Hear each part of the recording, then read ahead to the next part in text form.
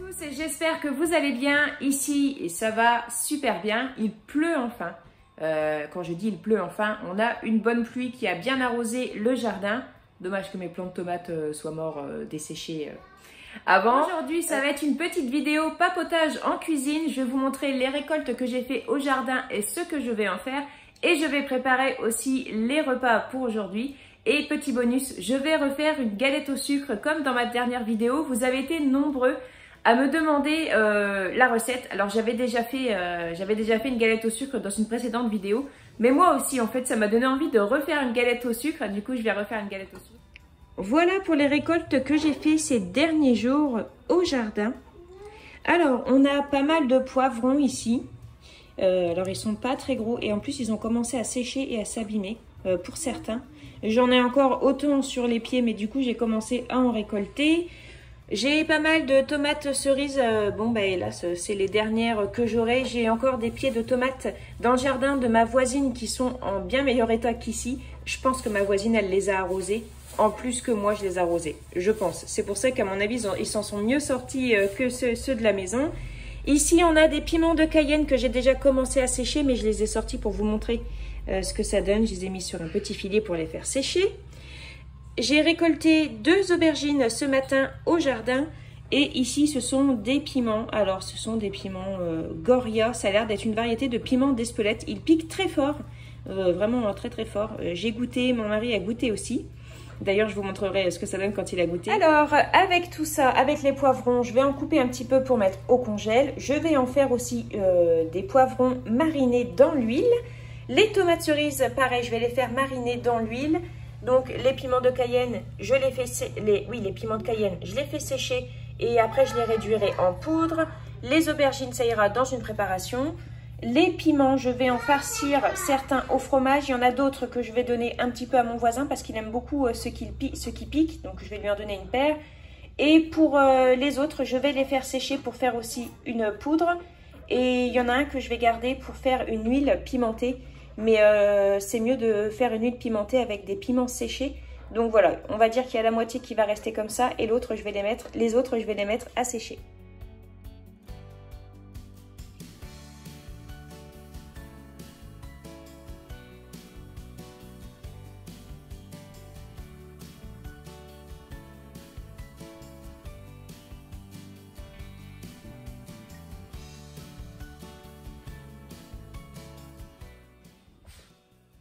Ouais, ça fait vraiment un chouette collier aussi, si je veux tourner un film dans Disney.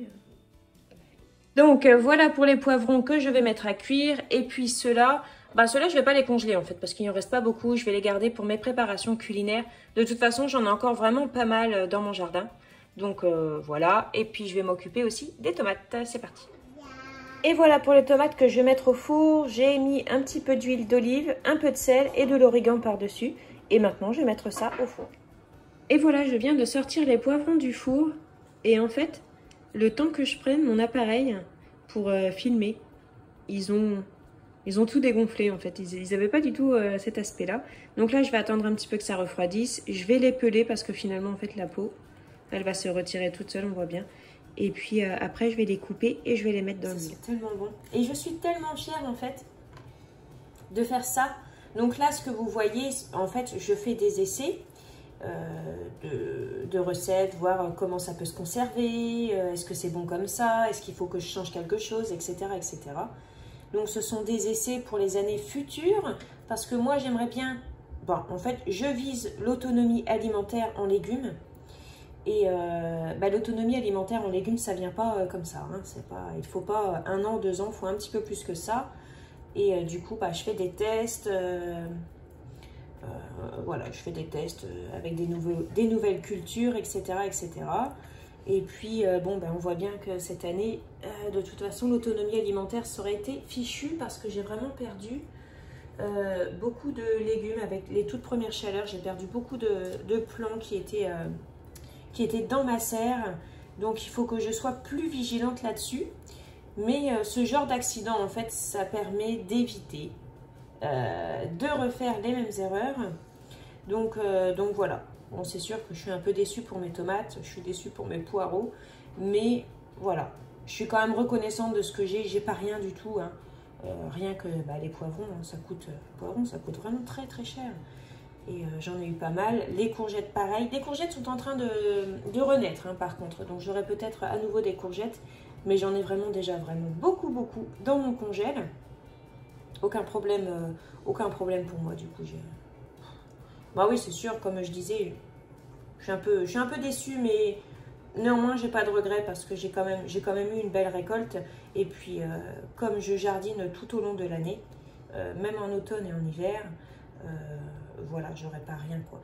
Après, c'est sûr qu'en automne et en hiver, ça va pas être les mêmes choses, hein. Je vais faire des radis, là je vais pas tarder à planter des radis parce qu'il va commencer à faire moins chaud. Et puis après, ça va être des salades, de la mâche, de la roquette, mâche, roquette, épinards. Et puis je vais essayer de refaire des pois. Et puis je vais replanter des carottes aussi, des carottes sous abri, ça pousse très bien. Donc voilà, c'est sûr que c'est pas grand chose, mais c'est toujours ça que j'ai dans mon jardin et que je n'ai pas besoin d'acheter en fait. Bon allez, je vais continuer, on se retrouve tout à l'heure. Et voilà, tous les poivrons sont pelés et épépinés. Je vais mettre un petit peu d'huile neutre. Bon, celle que j'ai, c'est de l'huile de pépin de raisin et de l'huile d'olive. J'ai mis du sel aussi. L'huile d'olive. Hop. Ensuite, du laurier. Je vais casser. Hop. Et puis du thym. Alors, est-ce que je vais réussir à tout mettre le thym?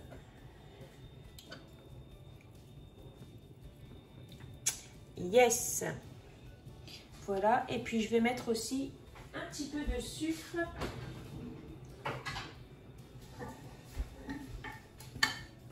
Alors ça, c'est quelque chose que j'ai lu. C'est pour parer à l'amertume. Et donc, je vais mettre un petit peu de sucre parce que j'ai pas envie que ce soit trop amer et que du coup, on n'ait pas envie d'en manger. Alors, je vais prendre ça pour qu'il y en ait bien partout. Hop.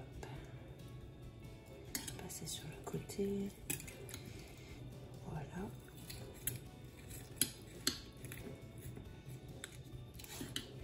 Ça sent super bon. Mais alors vraiment super bon. Et puis je vais mettre aussi un petit peu de poudre d'ail dedans. Et voilà, donc ça donne ça. Voilà. Donc là, les poivrons, ils sont encore tièdes. Pour le mélange de saveurs, c'est mieux. Et je vais laisser, en fait, avant de les déguster, il faudrait bien évidemment laisser refroidir. Mais moi, je vais laisser reposer au moins 1 ou 2 journées pour que vraiment, ce soit vraiment bien mariné et que ce soit bien parfumé. Et donc, je vous ferai un retour de comment j'ai trouvé ça. Mais honnêtement, ça sent déjà super bon. Ça donne vraiment envie. Et voilà, ça c'est pour les tomates. Donc là, c'est bon, elles sont bien. Je vais les mettre dans un bocal, peut-être 2. Mais j'ai plus beaucoup de petits bocaux, je ne sais pas, ils disparaissent. Alors, est-ce qu'ils sont cassés qu'on me le dit pas? Mais du coup, je vais voir ce que je trouve comme bocal et puis je vais mettre dedans. Et puis de toute façon, à partir du moment où c'est bien couvert d'huile et que c'est au frigo, ça risque rien du tout. Donc là, c'est ce que je vais préparer. Si je trouve pas de petits pots, je mettrai dans un gros pot et puis voilà. Et voilà pour les tomates confites. J'ai fait exactement la même chose que pour les poivrons, sauf que je n'ai pas mis d'ail. J'ai mis du laurier, du thym, du sel, un petit peu de sucre, de l'origan et de l'huile d'olive. J'ai mis que de l'huile d'olive par contre dedans. Et donc ça c'est pareil. Je vais mettre ça au frigo et je vous dirai si c'était bon ou pas. Et puis ça c'est aussi quelque chose que j'ai oublié de vous montrer. J'ai fait du coulis de tomates avec les tomates que j'avais, qui étaient fort abîmées, qui étaient tachées, etc. J'ai pu faire 2 pots. Alors j'ai pas fait une purée parce que si j'avais fait une purée ça aurait beaucoup réduit et du coup j'aurais pas eu grand chose. Donc du coup j'ai laissé comme ça, on va dire un peu en jus. Donc c'est stérile, hein. Ici le vide d'air est fait. Tout simplement, j'ai mis la sauce tomate bouillante dedans, j'ai refermé et j'ai retourné comme ça. Et puis voilà, donc c'est une technique qui marche très bien. Moi, j'ai toujours fait comme ça marche bien. Honnêtement, j'aurais aimé avoir beaucoup plus de pots, hein, mais on va pas en reparler. Ça sera pour l'année prochaine. Pour ce midi, on va manger des croque-monsieur. Alors, je vais pas vous les filmer, hein, parce que bon, tout le monde sait faire des croque-monsieur. Mais là, je vais préparer la petite ratatouille pour ce soir. Donc c'est que du jardin. Et puis je vais mettre des courgettes aussi dedans bien sûr. Mais les courgettes que j'ai sont déjà prêtes au congèle, c'est-à-dire que je les ai déjà coupées. Donc je me servirai ce que j'ai besoin pour préparer la ratatouille. Et je vais la préparer tout de suite. Donc je ne vais pas faire une grosse quantité de ratatouille parce que Valentin aime bien mais modérément. Thibaut il va encore crier au scandale. Et mon mari il va manger en faisant une tête bizarre, bien évidemment, comme d'habitude. Hein. De toute façon, dès qu'on propose des légumes ici, c'est assez compliqué. Donc voilà, je vais faire une petite portion et puis ça fera un accompagnement avec autre chose. Je vais le servir avec du riz et je ferai avec des œufs au plat, les œufs qui viennent de mon jardin. Donc ça fera ce soir un repas presque tout du jardin, hormis le riz.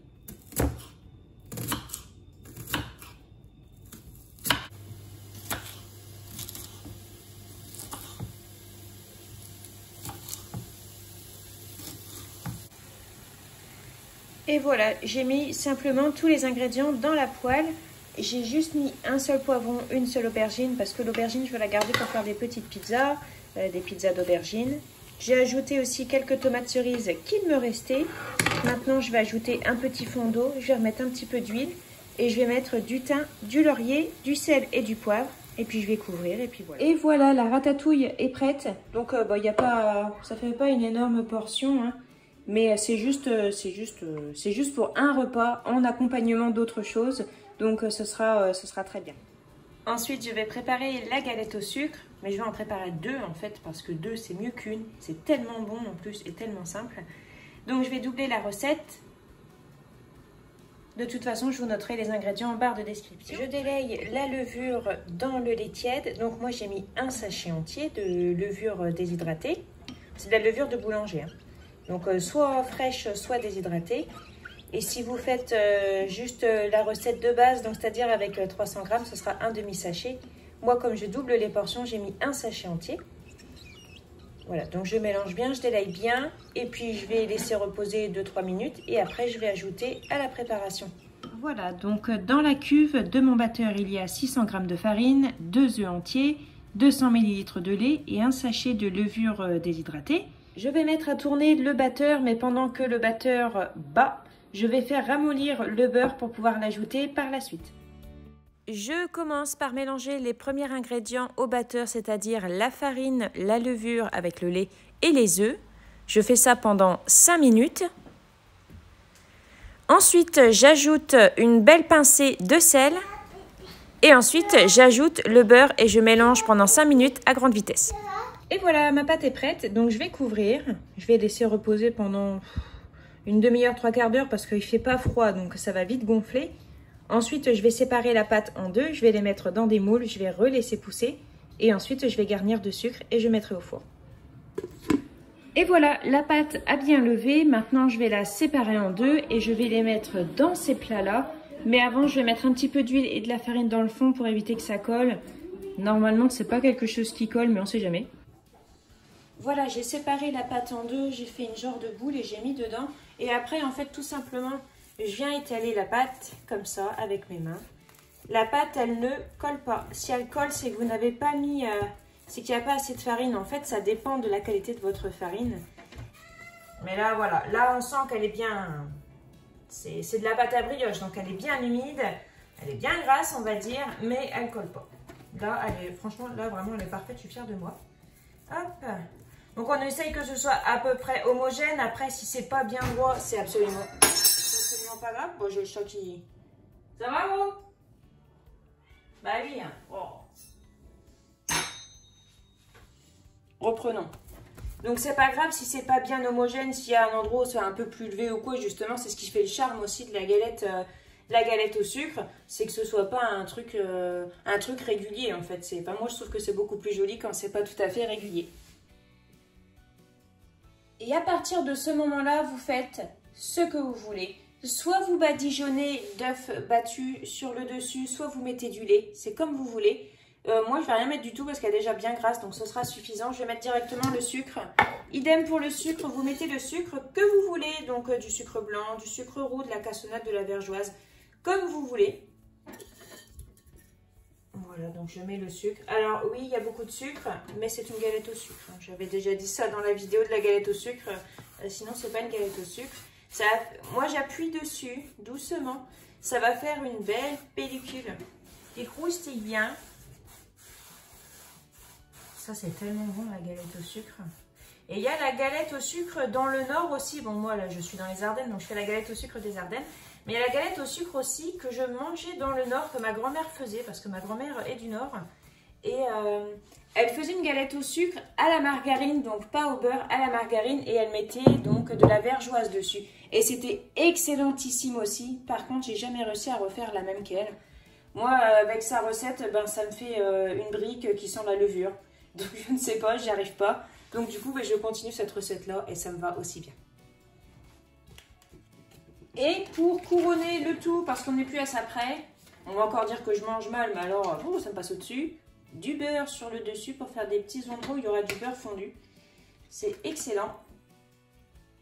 Voilà. Hop. Après, maintenant, ce que je vais faire, je laisse reposer. Donc, je laisse reposer le temps que ça gonfle, quoique elle n'a pas beaucoup dégonflé, hein, mais je vais laisser reprendre encore à gonfler, je pense, pendant une petite demi-heure.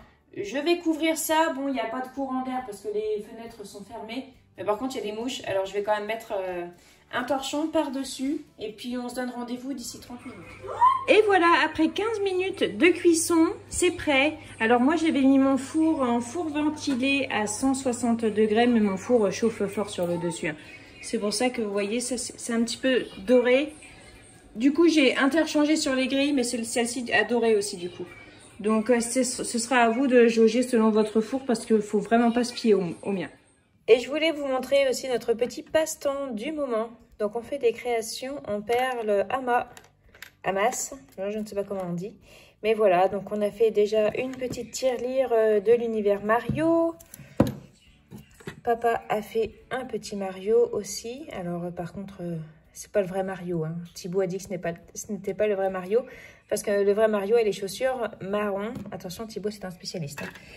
Et puis ensuite, les enfants ont fait pas mal de Pokéball. Il y a aussi Papyrus et Sans ici. Des Pokéballs, des Pokéballs. Encore des Pokéballs. Ici, on a Salamèche.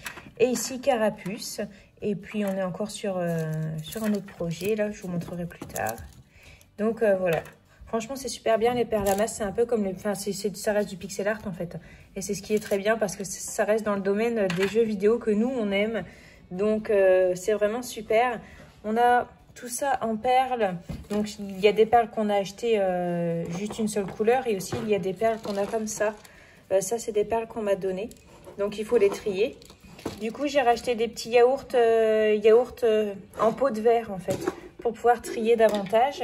Et puis, j'ai vu sur Internet que les gens utilisaient les petites étagères à clous, en fait, pour ranger les clous, les vis, tout ça, pour ranger les perles. Et je me suis dit que ce serait pas mal aussi. Donc, c'est à voir. Bon, pour l'instant, c'est un passe-temps qu'on fait. Ça durera peut-être pas, mais voilà, quoi. En attendant, c'est ce qu'on fait. Et franchement, on aime vraiment bien faire ça. Et en rangeant la sauce tomate dans mon placard, c'est vrai que j'ai vu ça et je vais vous montrer ça.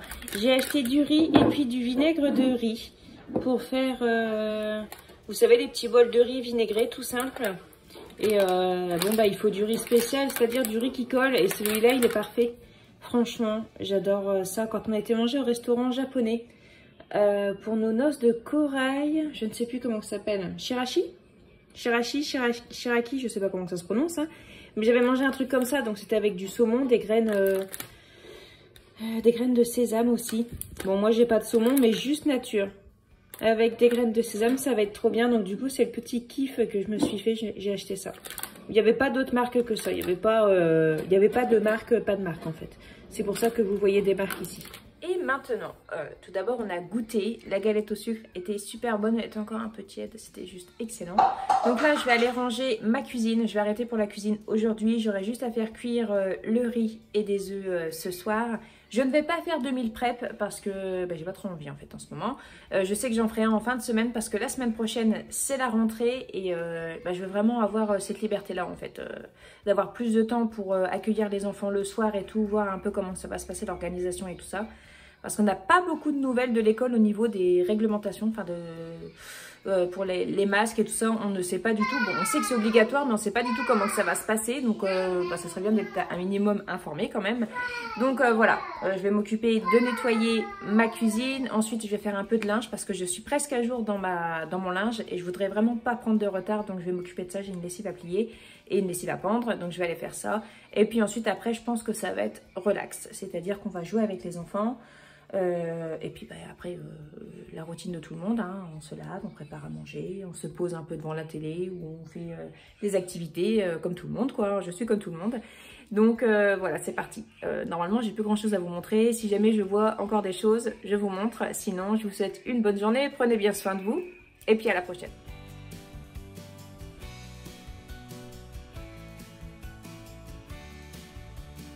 Bon, et maintenant c'est à toi de goûter, vas-y. Un bon croc, hein, parce qu'il faut surtout avoir des graines. Moi, je me suis fait avoir au début, ça piquait un tout petit peu. Et le deuxième croc, il y avait des graines. Et là, ça a arraché. Vas-y, allez, courage. Oh, tu prends tout.